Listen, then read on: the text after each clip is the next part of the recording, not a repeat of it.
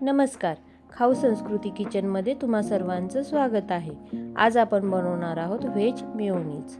चला तर मग त्यासाठी लागणारं साहित्य जाणून घेऊया. भिजवून घेतलेले 1 वाटी काजू, काळी मिरी पावडर, थोड्याशा लसूण पाकळ्या, दूध, मीठ आणि विनेगर. काजू मी 2 तास गरम पाण्यामध्ये भिजवून घेतलेले आहेत. आता पुन्हा एकदा ते आपण पाण्यामध्ये टाकून उकळून घेणार आहोत. नरम होईपर्यंत चांगलं उकळून घ्यायचे. आता तुम्ही म्हणाल की काजूपासून मेयोनीज कसा, पण खरं सांगू का, मेयोनीजची जी प्रोसेस असते ती 1 वाटी दूध आणि 4 वाट्या पाणी हे वापरून मेयोनीज तयार करतात. मग मुलांना आपण थोडंसं हेल्दी खायला देऊया.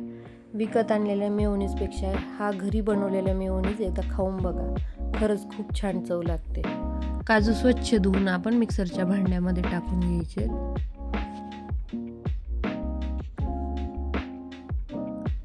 आता त्यामध्ये थोडंसं मीठ घालून घ्यायचं आहे आपल्याला.